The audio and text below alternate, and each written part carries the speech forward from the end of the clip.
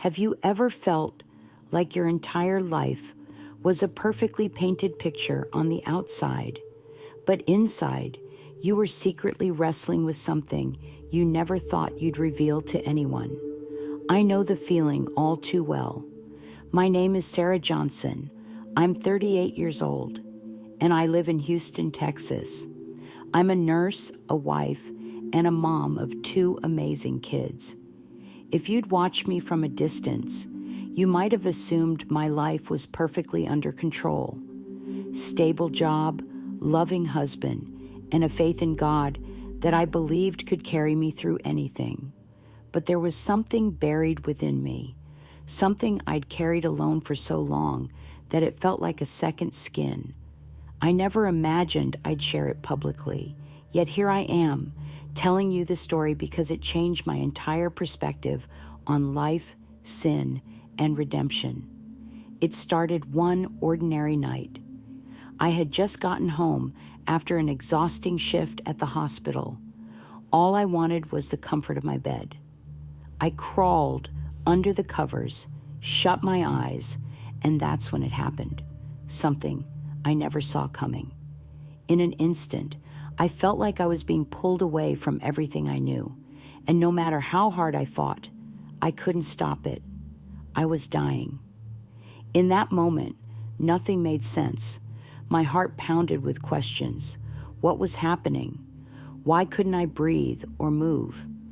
And then, like a light switch flipping off, everything went black. I half expected to wake up from some bizarre dream, but instead, I found myself in the presence of Jesus. Yes, the very one I'd prayed to all my life. I thought I knew him. I thought I understood faith. But there, in the radiance of his presence, I realized my understanding barely scratched the surface. His power, his love, his absolute truth, it all wrapped around me, illuminating every hidden corner of my life.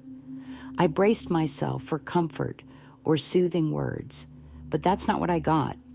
Instead, Jesus began showing me the moments of my life, like flipping through the pages of a book, my book.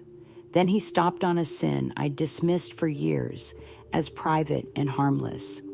For me, that sin was masturbation. It sounds blunt, maybe awkward, but it's what he revealed as a spiritual stumbling block in my life. I'd always told myself it wasn't a big deal, that it didn't affect anyone else. But Jesus exposed the truth I've been avoiding. Every time I indulged, I weakened my relationship with God and opened a doorway for the enemy to influence my life. The shock was indescribable. I wanted to hide, to vanish, but in his presence, there was nowhere to run. And as ashamed as I felt, Jesus didn't condemn me. He didn't point a finger and declare me unworthy.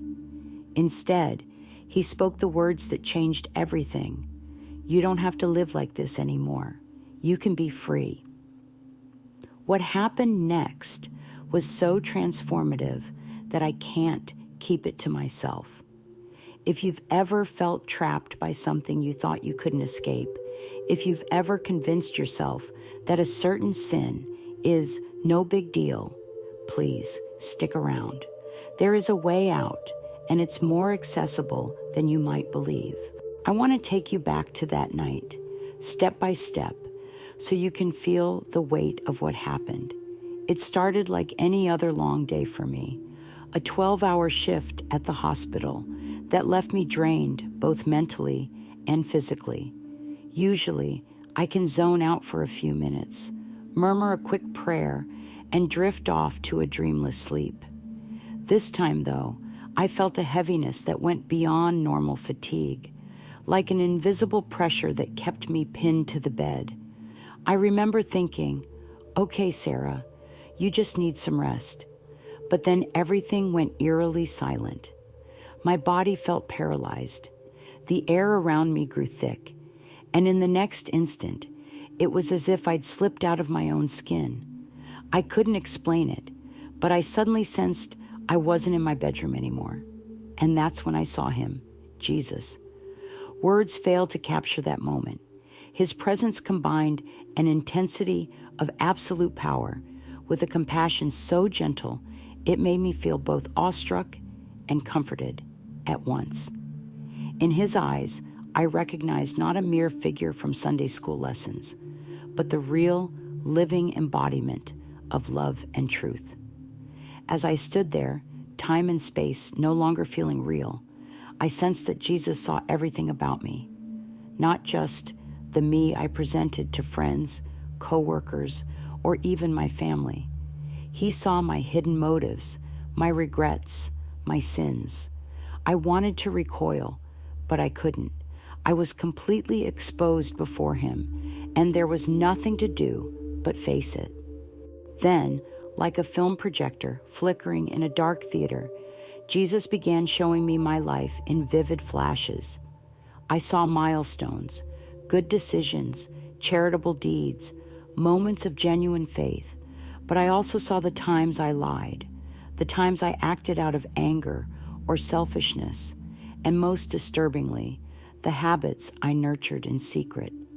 He paused at my sin of masturbation, something I had always dismissed as no big deal. Over the years, I'd convinced myself, it's my body, it's private, I'm not hurting anyone else.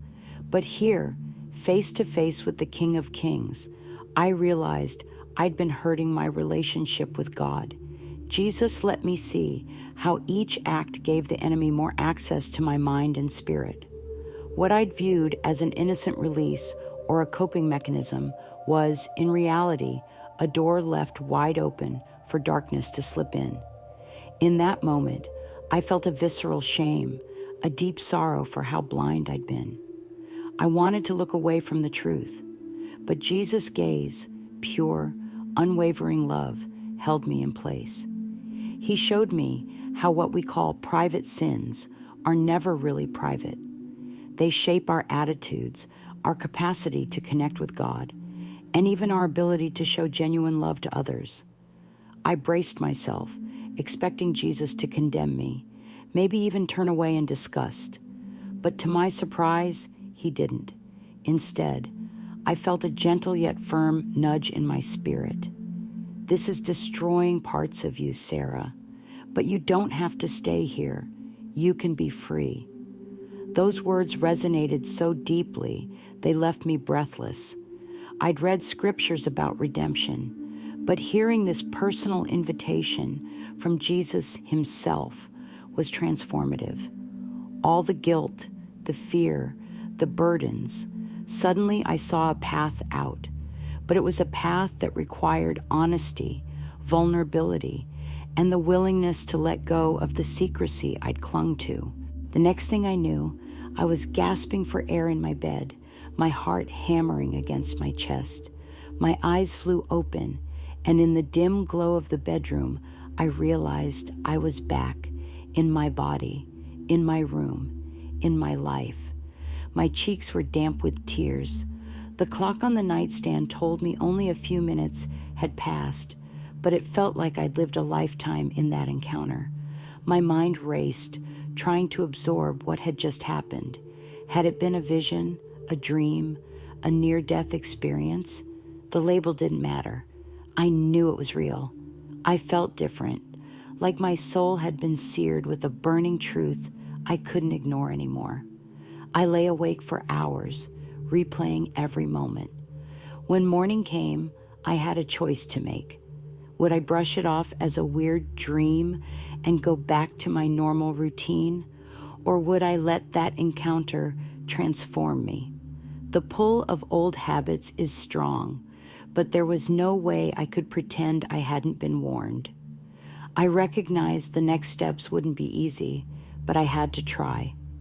I started praying earnestly, pleading for God's help to break away from that sin I'd kept hidden for so long.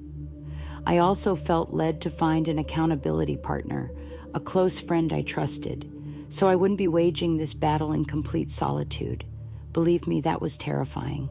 Admitting my struggle out loud made me feel exposed all over again. But part of closing the door on darkness is opening up to the light. And slowly, I began to notice changes. Where shame and guilt once reigned, hope took root. I found I could resist the urge more effectively when I remembered the image of Jesus showing me the spiritual consequences of my actions. Still, it was a day-by-day, sometimes hour-by-hour fight. Some days were harder than others, and I wasn't always perfect, but every time I stumbled, I clung to the promise I'd heard. You can be free. Maybe you're listening and thinking, well, that's great for you, Sarah, but my issue isn't masturbation. It's something else: pornography, bitterness, lying, an addiction to substances, a hidden relationship, or maybe something entirely different. Here's the thing: sin thrives in secrecy. Whether it's sexual sin, substance abuse, or any repeated wrongdoing, the principle is the same. We convince ourselves we're in control. We tell ourselves it's not harming anyone. But spiritually, it can become a wide open doorway for the enemy to gain a foothold in our hearts. The details may vary, but the underlying truth remains. Any sin we keep in the dark can stunt our relationship with God, sabotage our emotional well-being, and distort how we see ourselves. And the more we feed it, the more power it gains, like a weed growing in the corners of a neglected garden. I can't stress enough how my encounter with Jesus was not about condemnation. Yes, it was a wake-up call, a very stark one at that. But every revelation came laced with love. I never felt that he was rejecting me. Instead, I felt him passionately beckoning me to step away from what was destroying me, saying, "Sarah, this isn't who you are. I have so much more for you." That's the heart of the gospel, isn't it? Jesus doesn't come to rub our failures in our faces. He comes to expose our chains so we can see them for what they are and break free. And that freedom is not a pipe dream. It's a real, living promise. We often underestimate the power of our daily choices. We assume that if something seems small or harmless, it can't possibly lead to big consequences. But the tiny cracks in our character can, over time, become massive fractures if left unchecked. If you find yourself numb to conviction, telling yourself your sin is no big deal, take a moment to question that narrative. Ask yourself, if I stood before Jesus right now, would I still say this doesn't matter? It's not an easy question, but it's a necessary one. If we're honest, we all have corners in our lives that could use some cleaning out, some surrender. I was given a second chance, but I also realized how fragile life is. One minute, I was exhausted from work, expecting a normal night's rest. The next, I found myself at the threshold of eternity. We don't control when our final moments will be. We don't get to schedule them. Ignoring the issues in our hearts because we believe we have all the time in the world is a dangerous game. That's why I'm sharing this. I don't want anyone to reach that last moment and realize they missed the opportunity to come clean and truly live in the fullness of God's grace. Life is unpredictable. Don't wait for some crisis to shake you awake. In the weeks and months that followed, I had to actively guard my mind. I poured myself into prayer and scripture, letting God's truth fill the voids I used to fill with unhealthy habits. I also built a support system. Whenever I felt tempted, I'd reach out to a trusted friend who knew my struggle, someone who could gently steer me back to center. And you know what happened? The whispers of shame began to fade. The heavy guilt lifted. It wasn't instantaneous, and it wasn't always easy, but I felt lighter. It became easier to sense God's presence, a quiet joy that replaced the empty thrill of sin. Now I need you to hear this. You don't have to experience a near-death encounter to wake up.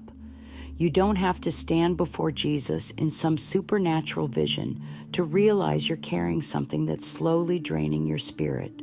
The beauty of free will is that you can decide right now to seek freedom.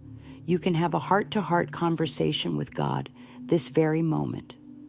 Admit what you've done, how it's hurting you, and that you need His help to break the cycle. Don't buy into the lie that you're too far gone or that God's grace doesn't apply to you. Nothing could be further from the truth. His arms are wide open, ready to lift you out of whatever pit you've fallen into. But you've got to reach out. If this story resonates with you, please don't just feel a temporary twinge of conviction and move on. Act. Whether that means seeking pastoral counsel, joining a small group, or confiding in a trusted friend, do something that brings your struggle into the light. Because in the light, sin loses a lot of its power. If you're afraid of judgment, remember, we're all broken people in need of grace.